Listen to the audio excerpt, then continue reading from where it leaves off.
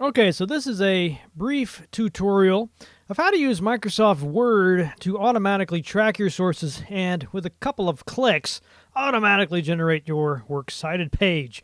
Doesn't get much easier than this, and you will love me and be my best friend forever after you see how easy this is and just how much time and frustration it will save you. Okay, so I'm here in Microsoft Word. I'm writing blah, blah, blah, blah, blah, blah, blah, blah, blah. Eventually get to the point where I need to cite a source. Now, most of the time, a quotation will start off something like, according to Smith, comma, quotations. Microsoft Word is a great way to cite sources. Space over. Now, here's where you would typically put in the page number for where you got the source from. Instead, I'm going to click on References. This opens this part of the ribbon. And before I do anything, I want to click on Style and make sure I'm using the right style guide. There's APA, various editions of stuff I've never heard of even.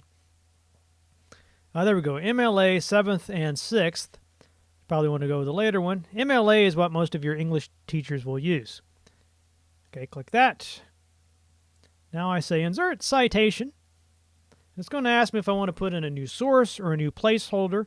The placeholder would be if you didn't want to fill in all the blanks right now, but I suggest you just go ahead and get it over with. So click on New Source. Now we get a menu that pops up. First question is, what type of source do you want to cite? Let's say a book. Those are those things that exist somewhere in the library. Okay, author. Let's put in the author's name. Now you notice you want to do last name first. You want to look down here at this example, make sure you're formatting it correctly. Say Smith Michelle.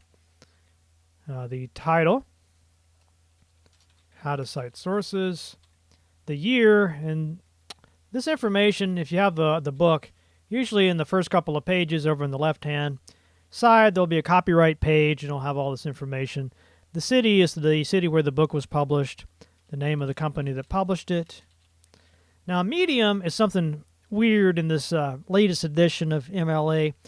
I personally don't really care for it, but to be compatible with it, I had to put something here. So let's just say print.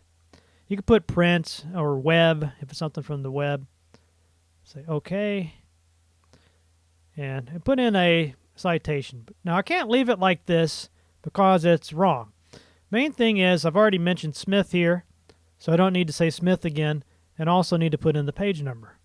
So let's click on the citation there and say edit the citation.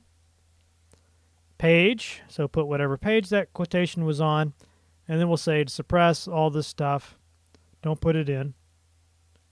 Okay, there we go. So let's type some more blah, blah, blah, blah, blah. Then you're ready for another quotation. Now this time let's just say, however, one scholar, so we won't say the name, we'll just say one scholar disagrees, writing the citation, this citation method is only useful if the students already own Word, let's say. Okay, so again, we'll go back to Insert Citation. Now, if you want another quotation from Smith, you see all we'd have to do is just click there.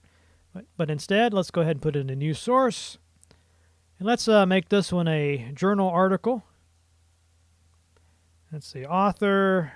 Let's see, Jones. Let's see, this is Howard Jones. Just making up a name. Title of the article. Citing sources with Word. Journal name. Citation Quarterly. Year 2006. Let's just follow their guidelines down there. Okay. Print. Okay. Now this time we want to have the page number there. And we also want the author's name. So we'll just put in the page.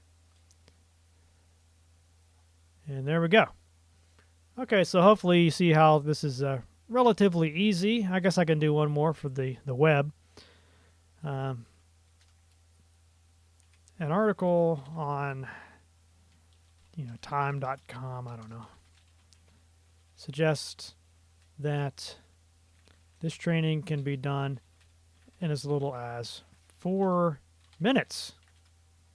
Okay, so let's go back to insert citation, add a new source. Let's say website. Put the author there. Now, sometimes students will say, well, hey, I don't know what the author's name is nowhere on there. Well, do you really want to cite a source if they don't even have the author's name? I don't think so. Come away from the Google and go back, go to the Ask a Librarian tool, see if you can find a better source. But keep looking until you find something where they at least have the author's name there. So let's say this one was written by somebody. Heck, I'll just put my own name there. Okay, what's the name of the web page? Let's say Citations and More. The year, this is the year of the article. You might have to look around to see if you can find this. Usually it's kind of hard to find on the web page, but somewhere by the article they'll have the year. You might not be able to find this stuff. If you can't, don't worry about it. Okay, year access, you definitely want to put this in because this lets the reader know when you were on the page, because sometimes a website will go down. But, here basically you're saying, well, as of October 2013, it was still up. You put the date there, and this time we'll say this is a website. Okay, so okay. Now we don't need to put the page number or anything else there because it's the website. Now, if you had a couple different articles by Barton, then you'd have to put in some more information, like a piece of the title. But hopefully that won't happen to you. Okay, so let's say you've done this for a while. Now we want to go to Insert and put a page break. You always want to put your Works Cited stuff on a separate page, not up there, with everything else. Okay, so all I have to do now is go back to References and click on this Bibliography. And it gives you a couple choices, and it's misleading because you don't want to use this first one. That's not proper MLA. MLA is always Works Cited, not bibliography. So, just ignore this and click on the second option. And there we go. Look at that. Doesn't get much easier than that. So if I wanted to, if I need to go in here and edit a little bit, I can do that. But what's nice about this system is if you later on, let's say, decide to take out this part by Barton. So remember, I need to go back and my bibliography or manage sources. And you notice it's got a check mark there besides the ones that are actually cited, but it doesn't have one here because I actually just deleted the citation. So what I need to do is make sure I say delete so it goes away, because you don't want to cite sources in your Works Cited that you don't actually cite. So close.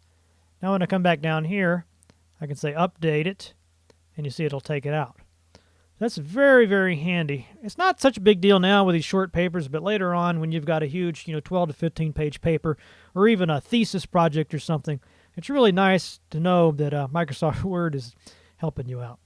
Anyway, this is a little overview of this. If you need more help, you can always go into the help menu of Word and type in citations and references, and it'll step you through it. But anyway, hopefully this was useful.